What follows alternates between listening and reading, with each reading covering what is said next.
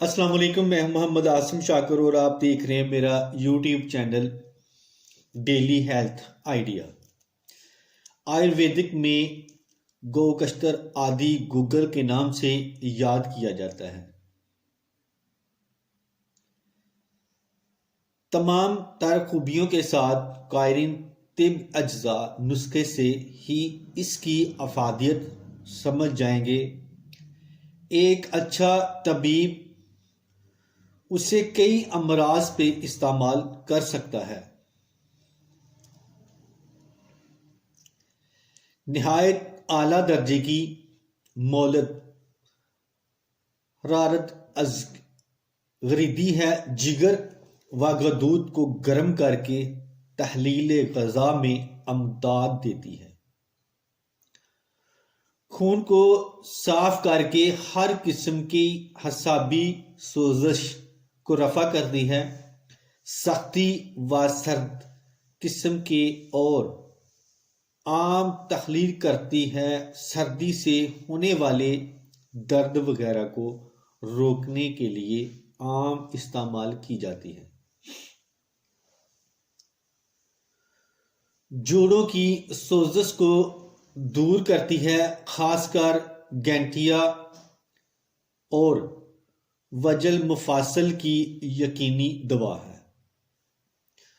فاضل اور گندی رطوبات کو بذریعہ پخانہ خارج کرتی ہے۔ جب رحم کا منہ بند ہو جائے تو اس کو حمول کرنے سے رحم کا منہ کھل جاتا ہے۔ اس کو دھونے سے کیڑے مکوڑے اور مچھر مر جاتے ہیں۔ بلغمی، کھانسی اور دمہ کے مریض کو بے حد فائدہ دیتی ہے۔ کچھ عرصے تک مسلسل استعمال کرنے سے بلغم ختم ہو کر دمہ اور کھانسی کو مکمل طور پر آرام آ جاتا ہے۔ ایسی عورتوں کے لیے نہایت اعلیٰ درجے کی دوا ہے جن کے حیض رک چکے ہوں اور وہ اولاد جیسی نعمت سے محروم ہو۔ لکوریے کو آرام دیتا ہے اور رحم کی نطفہ قبول کرنے کے قابل بناتا ہے۔ دیگر ادویات کے ساتھ بطور مرہم استعمال کرنا پرانے سوزشی پھوڑوں کو تحلیل کرتا ہے۔ نیم منجمد ہونے کی وجہ سے پس نہیں ہو سکتی، اس لیے نرم آگ پر بریاں کر لیں۔ حول شافی۔ نمبر 1، زنجیر، مگاں، فلفل سیاہ، چھلکا ہلے لا زرد، چھلکا بیڑا، آملہ، ناگر موتھا، ہر ایک 50-50 گرام لے کر ان سب کو انتہائی باریک پیس لیں۔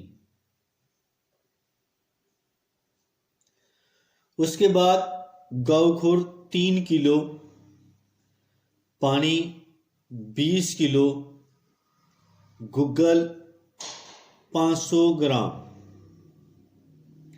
ترکیب تیاری: گوکھر کو موٹا موٹا کوٹ کر پانی میں پکائیں، جب پانی چوتھا حصہ رہ جائے تو اتار کر مل چھان کر بھون لیں اور اس میں گگل شدھ شامل کر کے دھیمی آگ پر پکائیں اور لوہے کی کرچھی سے ہلاتے رہیں تاکہ نیچے نہ لگے۔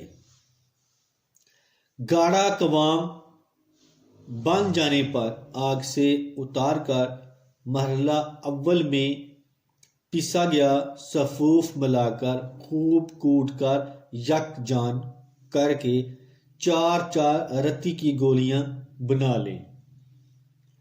مقدار خوراک: 2 یا 3 گولیاں صبح، دوپہر اور شام ہمراہ نیم گرم پانی سے۔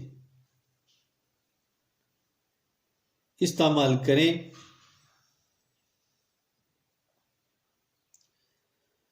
تو اس کے ساتھ ہی استعمال کرنے سے آپ کو ان بیماریوں کے بارے میں ان بیماریوں سے جان چھوٹ جائے گی۔ تو اس کے ساتھ ہی میں اب اجازت چاہتا ہوں، دعا میں یاد رکھنا اور اپنا خاص خیال رکھنا۔ السلام علیکم۔